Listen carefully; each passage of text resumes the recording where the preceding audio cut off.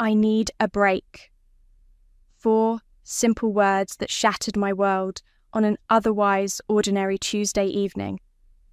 Alex didn't even look up from his phone when he said it, as if he were commenting on the weather or asking me to pass the salt. I'm Lorelei, and until that moment, I thought I was living the kind of life people envied. 10 years of marriage, a beautiful colonial house in the suburbs, and a husband who still brought me coffee in bed every morning. At least, he used to. A break, I repeated, my wine glass frozen halfway to my lips. What do you mean? A break? Space. Time to think. He finally looked up, but his eyes were distant, like he was already gone. It's not you, it's... Don't. My voice came out sharper than I intended. Don't you dare finish that sentence. He shrugged, and that casual gesture hurt more than any words could. I'll stay at the lake house for a while, clear my head. Within an hour, he'd packed a bag and left. I sat alone in our kitchen, staring at his half-empty coffee mug still warm. The silence felt like a physical presence, pressing against my skin. My sister Michaela showed up the next morning without calling first. "Oh, honey," she cooed, wrapping her arms around me. Her perfume was overwhelming, something new and expensive. I came as soon as I heard. "How did you hear?" I asked, pulling away. "I haven't told anyone yet." "Oh, you know, family gossip." She waved her hand dismissively and started opening my cupboards like she owned the place. "Where's your good coffee? The Colombian one Alex always brings?" I watched her move through my kitchen with unsettling familiarity. She'd been coming around more often lately, always when Alex was home. Always with some flimsy excuse about needing sisterly advice or borrowing something. The family barbecue 3 weeks later was excruciating. Alex showed up because my mother insisted. "We're all adults here, Lorelei." He stood by the grill with my father, laughing too loudly at jokes that weren't funny. Michaela fluttered around them both, touching Alex's arm when she spoke, her voice carrying across the yard. "He's just going through something," my mother said, appearing beside me with a plate of deviled eggs. "Men do that sometimes. Remember when your father bought that ridiculous motorcycle?" "Dad didn't move out," I replied, watching Michaela lean in close to whisper something in Alex's ear. He smiled, but wouldn't meet my eyes. That evening, after everyone left, I started cleaning up. Michaela had insisted on helping, but somehow managed to disappear when the actual work began. I gathered wine glasses from the patio table, counting them automatically. 7 people, 7 glasses. Except there were 8. The extra glass had a perfect coral-coloured lipstick print on its rim, the same shade Michaela always wore. But she'd arrived after we'd started drinking, bringing her own glass of wine from inside. This one had been here before she came. I held the glass up to the fading light, something cold and hard forming in my chest. The lipstick mark seemed to mock me, like a signature on a confession I wasn't meant to find. My phone buzzed, a text from Michaela. "Had to run, but don't worry, I'll come check on you tomorrow. You shouldn't be alone right now." I stared at the message, then back at the wine glass. The pieces were there, refusing to form the picture I didn't want to see. My sister's increasing presence in my house, Alex's sudden need for space, the way they both looked anywhere but at me. "You're being paranoid," I whispered to myself, but my hand shook as I washed the glass, watching the lipstick dissolve under the hot water. The evidence disappeared down the drain, but the questions remained, multiplying in the growing darkness of my empty house. I took a picture of the glass before washing it, just in case, just because. My finger hovered over Melina's number in my contacts. My best friend would know what to do. She always did, but I couldn't press call. Not yet. Not until I was sure. Another text from Michaela lit up my phone. "Love you, sis. Everything happens for a reason." I set the phone face down on the counter and poured myself another glass of wine. The house creaked and settled around me, full of shadows I'd never noticed before. In the morning, I would start asking questions. But tonight, I let myself sit in the dark, watching the security light flicker in the backyard, wondering when exactly my perfect life had become a lie. You need to stop playing Nancy Drew and just ask them straight up, Melina said, stirring her coffee with unnecessary force. We were sitting in her kitchen, away from prying eyes and familiar faces. Or, better yet, hire someone who does this for a living. I'd spent the past week casually dropping questions into conversations. How's the lake house, Alex? Oh, you were in town yesterday, Michaela. Funny, I thought you had that dental appointment across the city. I can't just accuse my sister of sleeping with my husband, I said, but even saying the words out loud made my stomach turn. What if I'm wrong? Melina's eyes narrowed. Are you wrong, though? Because that lipstick story is pretty damning. There could be an explanation. Yeah, and I could be the Queen of England. She pulled out her phone. I know someone. His name's Terence, he's discreet, and he owes me a favour. A private investigator? That seems extreme. You know what's extreme? Your sister's sudden interest in being your personal grief counsellor. Melina's fingers flew over her phone screen. Or how about Alex needing a break after 10 years of supposedly happy marriage? Before I could protest further, my own phone chimed. A text from Michaela. Using my spare key to drop off some groceries. Hope you don't mind. I showed Melina the message. Since when does she have a spare key? Since. Never, I replied, already grabbing my purse. I never gave her one. Well, there's your answer. Melina stood up. I'm coming with you. We arrived at my house 15 minutes later. Michaela's car was in the driveway, but she wasn't alone. Alex's BMW was parked on the street. Stay in the car, I told Melina, my heart pounding. Just give me a minute. I used my key as quietly as possible, but it didn't matter. They were too distracted to hear me. Their voices drifted from the living room, casual and comfortable, like they belonged there together. She's always been like this, Michaela was saying. So proper, so perfect. The golden child who never puts a foot wrong. I know. Alex's voice, tired and familiar. Everything has to be just so with her. It's exhausting. You poor thing. Michaela's tone dripped with false sympathy. Having to live up to St. Lorelei's standards all these years. I stood in the hallway, my hand pressed against the wall for support. Through the partially open door, I could see their reflections in the window. Michaela perched on the arm of Alex's chair, her hand on his shoulder. My phone buzzed. Melina. You okay in there? The sound made them jump apart. I pushed the door open, forcing a smile. Oh, I didn't expect anyone to be here. Just dropping off some things, Michaela chirped, too bright, too quick. And I ran into Alex outside. He needed to pick up some files. From the living room? I asked innocently. Alex stood up, straightening his tie. They're in my office. I'll grab them and go. Take your time, I said, watching Michaela's face. Mi casa es su casa. Isn't that right, sis? She flushed slightly but recovered quickly.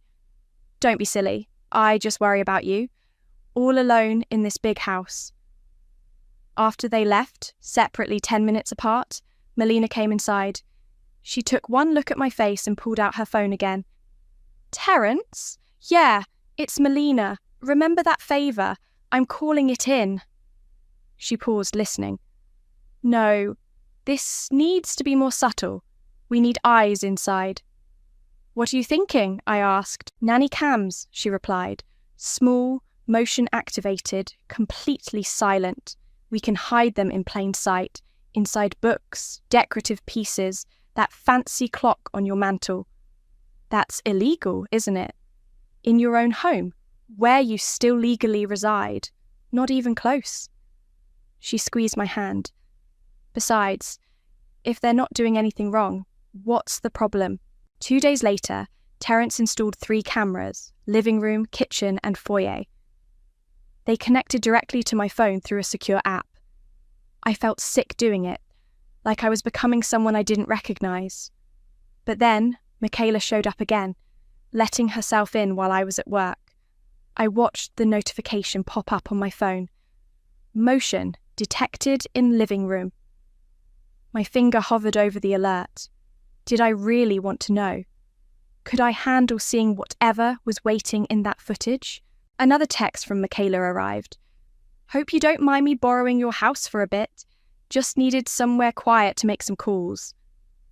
I took a deep breath and opened the app. Sometimes the only way forward is through the fire. And I had a feeling things were about to get very, very hot. The first video was innocent enough. Michaela wandering around my living room, touching things, taking selfies on my couch. The second showed her and Alex having coffee, maintaining a respectable distance. But the third video changed everything. I sat in my parked car outside work, watching the footage on my phone. My hands were shaking so badly I had to restart it twice. She's always been so smug about everything. Michaela's voice came through clearly as she lounged on my couch. Our couch, her feet in Alex's lap. Perfect job, perfect house, perfect husband. Not so perfect anymore. Alex laughed, running his hand up her leg. God, it's nice not having to pretend anymore. How long do you think until she figures it out? Lorelei? He snorted. She sees what she wants to see. Always, he's a has. I pressed pause, my stomach churning. Melina's voice came through my car's Bluetooth. Keep watching. It gets worse. I hit play again. The scene continued, their casual cruelty cutting deeper than any knife. We could just tell her, Michaela suggested, sitting up to kiss Alex's neck. Rip off the Band-Aid. No, Alex's voice turned serious. We need to be smart about this. The prenup has an infidelity clause. If she finds out about us, I lose everything. So what's the plan? Things would be easier if she just wasn't around anymore. My blood ran cold. Michaela sat up straighter, her eyes gleaming. What do you mean? Accidents happen all the time, Alex said, his tone casual, like he was discussing weekend plans. Brake lines fail. People slip in the shower. Take too many sleeping pills. Michaela giggled. Actually giggled. You're terrible. I'm practical. Think about it. Grieving widower finds comfort in his sister-in-law. Nobody would question it after a respectable amount of time. Plus, Michaela added, I'd inherit her share of Dad's company. It's perfect. I stopped the video, bile rising in my throat. Melina's voice came through again. Lorelei, you still there? They're planning to kill me, I whispered. My husband and my sister are plotting my murder. We need to go to the police. With what? A video of them hypothetically discussing my death? They'll say they were joking. Then we wait, Melina said firmly. We gather more evidence. Every conversation, every meeting, every phone call. Terence can help with the technical stuff. I started the car, my mind racing. I need copies of everything, multiple copies in different locations. Already on it, come to my place. We need to plan this carefully. At Melina's house, we watched more footage. Hours of it. Alex and Michaela getting bolder, more comfortable in their betrayal. Phone calls to unknown numbers about taking care of the problem. Discussions about which of my belongings they'd keep, which they'd donate for the grieving widower narrative. Look at this, Melina pointed to her laptop screen. Michaela's been researching untraceable poisons, and Alex made 3 calls to someone listed as mechanic last week. My phone buzzed. A text from Michaela. Family dinner tomorrow night? Mum's worried about you. Says you've been distant. Another buzz. Alex. We should talk about making the separation permanent. It's only fair to both of us. They're getting impatient, I said, showing Melina the messages. Good. Let them squirm. She opened a new file on her laptop. Now, about your parents' anniversary party next month. What about it? You said they're renting that fancy venue, the one with the big projection screen for photos. I nodded slowly, beginning to understand. And a professional sound system. Perfect. Melina's smile was sharp, because I think it's time everyone saw exactly who your sister and husband really are. I stared at the frozen video frame on her laptop. Alex and Michaela caught in their conspiracy, unaware they were writing their own downfall. My hands had stopped shaking. The sick feeling in my stomach had been replaced by something harder, colder. Send me everything, I said, pulling out my own laptop. Every video, every screenshot, every recorded call. I want to put together something special for the party. What are you thinking? I thought about Alex's casual cruelty, Michaela's gleeful betrayal, their shared contempt for my life, the life they planned to end. I'm thinking it's time for a family reunion they'll never forget. I started typing, my fingers steady on the keys, and I want them to see it coming, just a little, just enough to make them sweat. I picked up my phone and typed 2 replies. To Michaela, family dinner sounds perfect. I have so much to share. To Alex, you're right. Let's make it permanent. But first, we should celebrate Mom and Dad's anniversary. One last family gathering before everything changes. Are you sure about this? Melina asked. I looked at her, feeling calmer than I had in weeks. They wanted to write my ending. Instead, I'm going to write theirs. The key is to act normal, Terence said, spreading photos across Melina's dining room table. Let them think they're in control. The photos showed Alex meeting with someone in a parking garage, then Michaela at a cafe with the same man the next day. The man's face was obscured in both shots, but his leather jacket was distinctive. Your mechanic friend, I presume? I asked, picking up one of the photos. Good news is he's actually an undercover cop, Terence grinned. Bad news for them, they just tried to hire him to tamper with your car. Melina whistled low. That's attempted murder. It would be, if we had it on record. Terence's face darkened. Unfortunately, they were careful. Spoke in hypotheticals, used code words, nothing concrete enough for an arrest. My phone buzzed. Another text from Michaela. Missing you at yoga class. Remember how we used to go together? We should start again. I showed it to Melina, who rolled her eyes. She's never done yoga in her life. She wants to establish a routine, Terence explained. Create witnesses who'll say you spent time together regularly. It builds her grieving sister narrative. I typed back, that sounds lovely. Maybe next week? You're getting good at this, Melina observed. I learned from the best. I gestured to the photos. They taught me how to lie. The next few weeks were a masterclass in deception.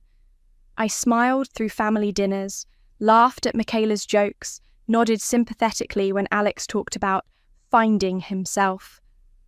All while the cameras kept recording, catching every whispered conversation, every secret meeting. Your brake lines look good, my regular mechanic told me during a routine check. But someone's been tampering with your car. See these scratch marks? I took pictures, added them to the growing file. That evening, Alex called. I heard you had car trouble, he said, concern dripping from every word. You should have called me. Oh, it was nothing, I replied cheerfully. Just being extra careful these days. You know how accidents can happen. The silence on his end was satisfying. A new video notification popped up on my phone that night. Michaela was alone in my house again, pacing and talking on her phone. It's taking too long, she hissed to someone. We need to speed things up. No, I don't care how much it costs. Just make it look natural, okay? Like we discussed. I forwarded the clip to Terence, who called back immediately. We need to move up the timeline. They're getting desperate. The anniversary party is in 3 days, I said. Can we wait that long? I'll have people watching your house. And don't eat or drink anything they give you. That night, Michaela brought over dinner. Just like old times. I waited until she left, then threw it away. In the garbage under the takeout containers, I found an empty pill bottle. The label had been scratched off. Got it, Terence said when I sent him a picture. That's evidence we can use. The next day, Alex and Michaela announced their engagement to the family. My mother called, crying. I don't understand, she sobbed. How could they do this to you? Don't worry, Mum, I said, watching my latest video upload complete. Everything will make sense at the party. Melina came over to help me prepare. We checked the video compilation one last time. Every damning conversation, every secret meeting, every calculated plan to end my life, all perfectly edited into a 10-minute presentation. The venue confirmed the technical setup, she said, and I've got backup copies just in case. They'll try to stop it, I said. Let them try. She squeezed my hand. The police will be there too, remember? Just waiting for the right moment. My phone lit up with a selfie from Michaela, her and Alex beaming at the camera. The caption read, "Can't wait to celebrate with the whole family. He seems so much happier now. You'll be okay, sis. Everything happens for a reason." I showed it to Melina, who snorted. She's right about one thing. Everything does happen for a reason. I looked at my reflection in the window. Calm, composed, alive. In 3 days, they would learn exactly what that reason was. You know what's funny? I said, picking up the latest surveillance photo. They thought I was the weak one, the predictable one, the one who would just fade away quietly. Their mistake, Melina replied. No, I smiled, watching the sunset outside. Their tragedy. I sent one last text to Michaela. You're right. Everything does happen for a reason, and I can't wait to share that reason with everyone at the party. Let them sweat, I thought. Let them wonder. In 3 days, they would learn that sometimes the quiet ones are the most dangerous. And I had learned to be very, very quiet. The Grand Plaza Ballroom sparkled with anniversary decorations, 40 years of marriage celebrated in gold and white. I arrived early, watching the technical crew test the sound system and projection screen. Everything's set up exactly as you requested, the lead technician said, handing me a remote. The file is loaded and ready. Just press this button when you want it to play. I slipped the remote into my clutch bag just as Michaela burst in, wearing a dress that was definitely not appropriate for our parents' anniversary. Lorelei, you're here so early, she air-kissed my cheek. I love that dress, very mature. Thanks, I smiled. I thought about wearing something shorter, but I didn't want to look like I was trying too hard. Her smile flickered for a second. Behind her, Alex walked in, immediately checking his phone like he always did when he was nervous. The happy couple, I said brightly. Have you told Mom and Dad your big news yet? We're waiting for the right moment, Michaela replied, touching Alex's arm possessively. Tonight's about them, after all. My phone buzzed. Melina. In position. Backup copy secure. Police on standby. Who's that? Michaela asked, trying to peek at my screen. Are you dating already? That seems fast. Just work, I lied smoothly. Speaking of which, how's that new job going? The one across town? She blinked. What job?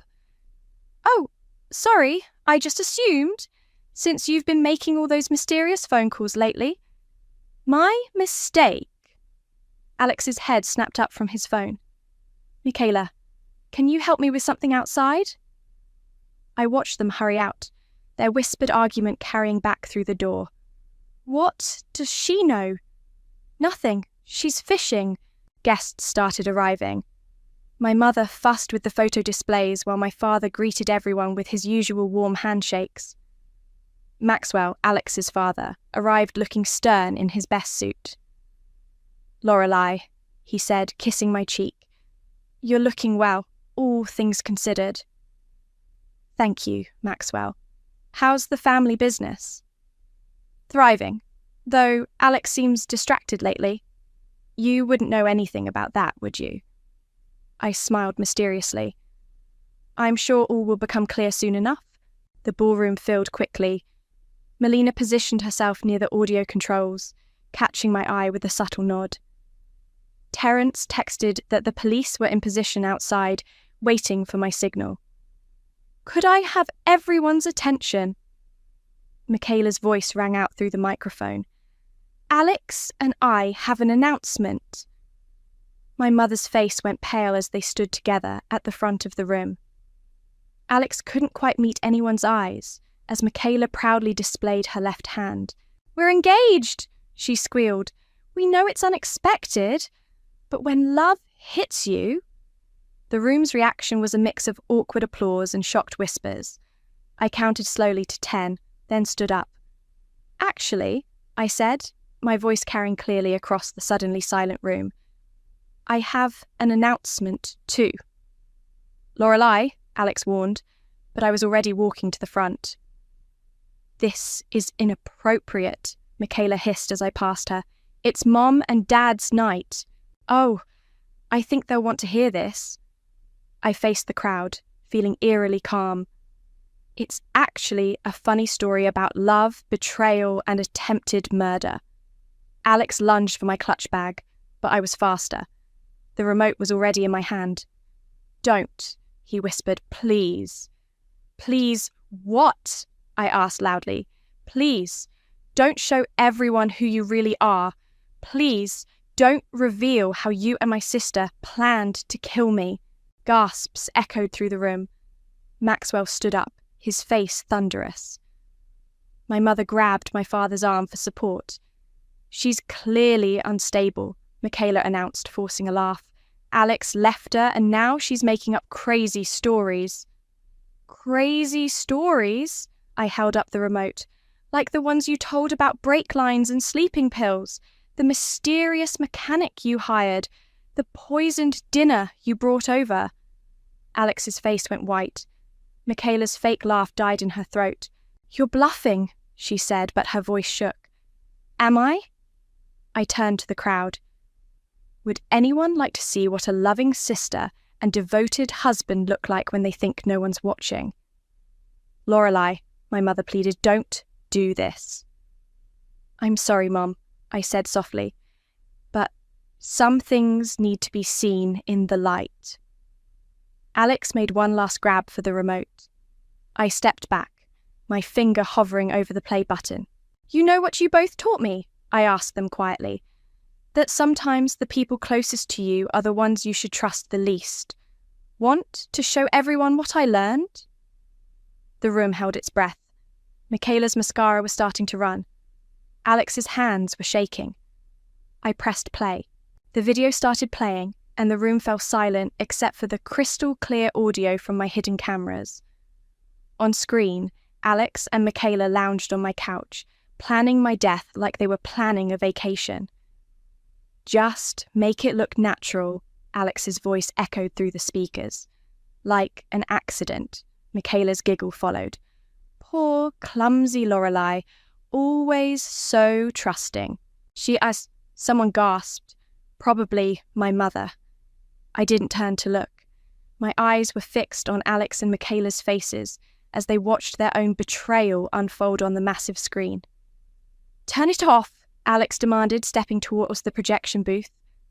Melina's voice cut through the chaos. "Stay right there, or the next clip shows your meeting with the mechanic." The video continued. Scene after scene of their secret meetings, their cruel laughter, their casual discussion of my death. The empty pill bottle, the scratched brake lines, the phone calls to their hired help. "She's editing these!" Michaela screamed, her mascara running down her face. "This isn't real." "Really?" I pulled out my phone. "Should we call the mechanic you hired?" Oh wait, he's already here. A man in a leather jacket stood up from the back of the room. Detective Roberts, Major Crimes Unit. We've been watching you both for weeks. Maxwell walked slowly to the front of the room, his face carved from stone. He stopped in front of Alex, who seemed to shrink under his father's gaze. My son, Maxwell said quietly, the would-be murderer. Your mother would be ashamed. Dad, I can explain. Explain what? Maxwell's voice rose. How you conspired to kill your wife, how you seduced her sister, how you've destroyed this family. My father finally found his voice. Michaela, how could you? Daddy, please, Michaela sobbed, reaching for him. He stepped back, his face ashen. She always got everything. The company, the perfect marriage, your love. Love? My mother's voice cracked like a whip. You think this is about love? You plotted to murder your sister. The video reached the final clip. Michaela alone in my house, on the phone with their hired killer. Just get it done, she hissed in the recording. I don't care how, just make her disappear. Detective Roberts moved forward, another officer appearing beside him. Alexander Turner, Michaela Harris, you're under arrest for conspiracy to commit murder. You can't prove anything, Michaela shrieked as the officer approached with handcuffs. It's her word against ours. Actually, Terence stepped forward, holding up a file. We have signed statements from your mechanic, phone records, bank transfers, and surveillance footage from multiple locations. Would you like to revise that statement? Alex's shoulders slumped in defeat. I want a lawyer. Of course you do, I said softly. But first, there's one more thing. I nodded to Melina, who pressed another button. The screen filled with images of bank statements, text messages, and emails. See, while you were planning my death, I was following the money. Interesting things happen when you dig deep enough, like discovering that Alex has been embezzling from his father's company, and Michaela's been helping him hide it. Maxwell's roar of rage echoed through the ballroom. How much? 7 figures, I replied. All carefully hidden in offshore accounts. I've already sent the documentation to your board of directors. The handcuffs clicked around Alex's wrists. Michaela fought against her restraints, mascara and tears streaming down her face. You ruined everything, she screamed at me. You couldn't just die quietly, could you? No, I answered calmly. I couldn't. As the police led them away, the room erupted in chaos. My mother fainted, caught by my father before she hit the floor. Maxwell was already on his phone, barking orders about freezing accounts and calling emergency board meetings. Melina appeared at my side, squeezing my hand. You okay? I watched my sister and husband being escorted out in handcuffs, their perfectly planned future crumbling around them. The weight of the past months lifted from my shoulders, replaced by something that felt almost like peace.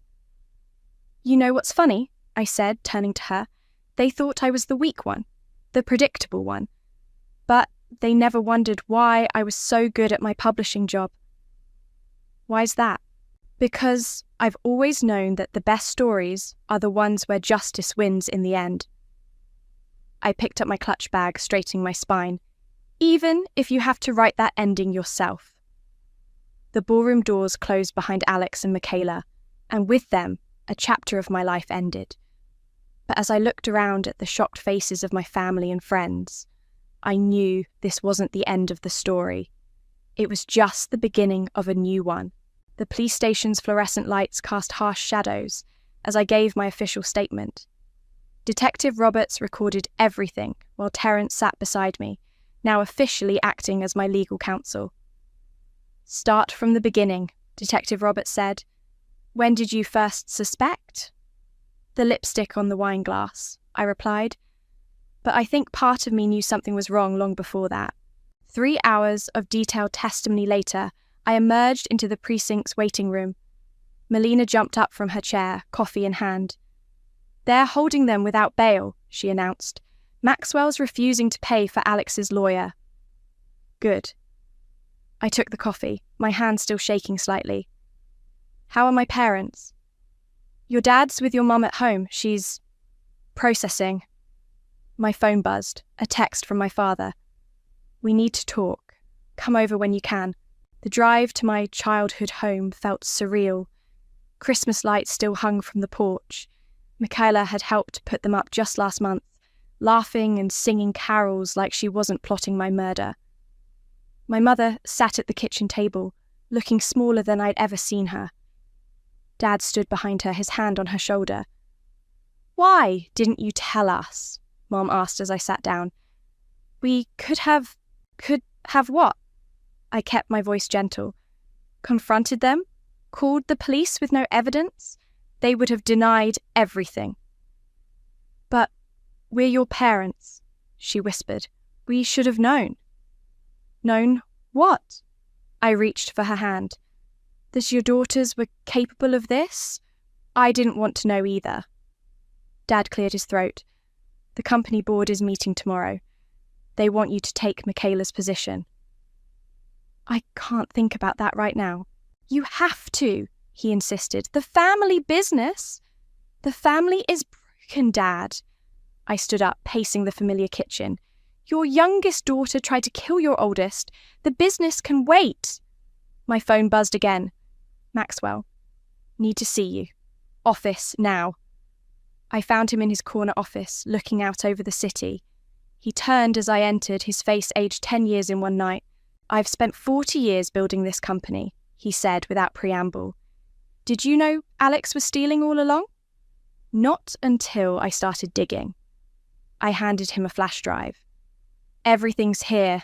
Dates, amounts, account numbers." He took it, his hand trembling slightly. "I thought he would inherit all this someday. Now he'll inherit a prison cell." "I'm sorry, Maxwell. Don't be. You did what we all should have done. You paid attention." He straightened his tie. "The board wants to offer you a position." "I know. Dad told me." "Take it." His eyes met mine. "Show them what real leadership looks like." Back at my house, Melina helped me pack. "You can't stay here," she insisted. "Too many memories." "Too many cameras," I corrected, taking down the hidden devices. "I never want to spy on anyone again." My phone rang. An unknown number. Against my better judgment, I answered. "Hello, sis." Michaela's voice hollow and strange. "One phone call from jail. Thought I'd make it count."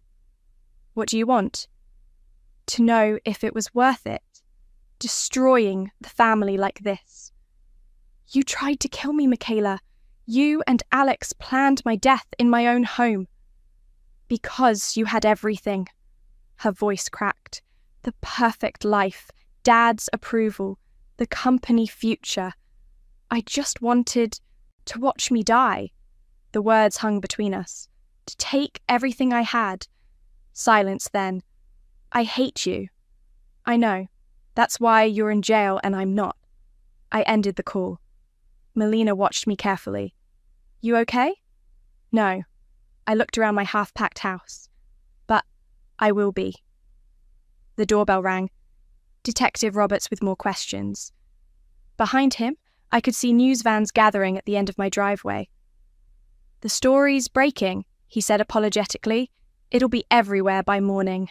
"Let it," I replied, surprising myself with how little I cared. "Everyone loves a good revenge story." "This isn't revenge," Melina corrected. "This is justice." I thought about Michaela's last words, about Alex's defeated slump, about my mother's tears and Maxwell's shattered dreams. Justice felt a lot like breaking things that could never be fixed. "What now?" Melina asked as Detective Roberts left. I looked at my packed bags, at the empty walls where family photos once hung, at the couch where my husband and sister had plotted my death. "Now," I said, picking up my keys, "we find out what happens after the happy ending isn't so happy." Outside, camera flashes lit up the darkness like lightning. Tomorrow, everyone would know our story. But tonight, in the quiet spaces between justice and grief, I let myself mourn for everything we'd lost, and everything we never had to begin with. The coastal cottage looked nothing like my old house. No grand entrance, no marble countertops, no carefully curated artwork. Just weathered wood, salt air, and endless waves. "It's perfect," Melina declared, setting down the last box. "Nobody would look for you here." That's the point. I opened the windows, letting in the ocean breeze. My phone buzzed. Another news alert about the trial. Alex had taken a plea deal, turning on Michaela in exchange for a lighter sentence. She, in turn, had gone to trial and lost spectacularly. The evidence was too overwhelming, the jury too disgusted by her tearful performance on the stand. "Your mother called again," Melina said, watching me scan the headlines. "She's worried about you hiding away out here." "I'm not hiding, I'm healing." The doorbell rang. Maxwell, holding a thick folder. "The board approved everything," he said, stepping inside. "The company's yours whenever you're ready." "I'm not ready," I replied, taking the folder anyway. "Maybe never will be." "That's what makes you perfect for it." He looked around the modest cottage. "This is different. Different is good." I set the folder aside. "How's Alex?" "Serving 15 years. Maxwell's face hardened. He wrote me a letter, tried to explain himself, as if there could be any explanation for... He stopped, composing himself. "Well, some bridges stay burned." My phone buzzed again. "Detective Roberts, Michaela requesting another meeting, your call." I typed back, "No more meetings, no more words." The detective had kept me updated through the trial, through Michaela's increasingly desperate attempts to contact me, through Alex's calculated betrayal of her in court. Their love story had crumbled as quickly as their murder plot. "The media's calling it the perfect wife's revenge," Melina said, scrolling through her phone. "You're trending again." "They love a good scandal." I walked onto the deck, watching waves crash against rocks below. Nobody wants to hear about the quiet parts. What quiet parts? The nightmares, the way I check my brake lines every morning, how I can't drink coffee anymore because I remember them plotting my death over my favourite blend. Maxwell joined me on the deck. "I've been thinking about justice," he said quietly, "about punishment and consequences. And sometimes the heaviest punishment is living with what you've done." He handed me another envelope. "Alex's share of the company. It's yours now. Do with it what you will." I opened it, studied the numbers, then made a decision I'd been considering for weeks. I want to turn it into a foundation for domestic violence survivors, people trapped in situations they can't escape. Maxwell nodded slowly. "Use their weapon to help others. Poetic." "Not poetry," I corrected. "Purpose." The sun was setting when they left, painting the ocean gold and crimson. I sat on my deck, listening to waves instead of security cameras, breathing salt air instead of suspicion. My phone lit up, a text from my father. "The house feels empty without her."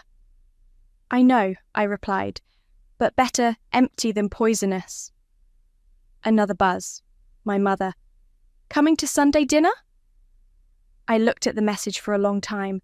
Family dinners, holiday gatherings, shared memories, all tainted now by betrayal. But maybe, like this cottage, we could build something new from the wreckage. "Yes," I typed back. "I'll bring dessert." The last light faded from the sky as I unpacked my final box. Inside, wrapped in tissue paper, was the wine glass with Michaela's lipstick print, the first clue that started everything. I'd kept it as a reminder. Walking to the edge of my deck, I held the glass out over the rocks below. One drop, and it would shatter like everything else had.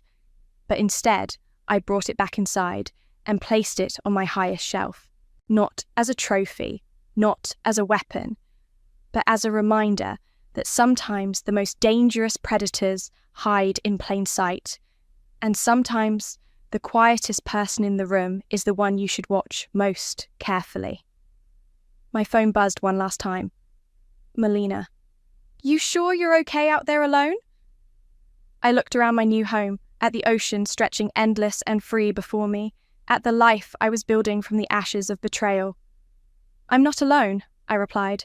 I'm at peace, and for the first time since Alex asked for a break, since Michaela's lipstick marked my wine glass, since I discovered my husband and sister plotting my death, I truly was.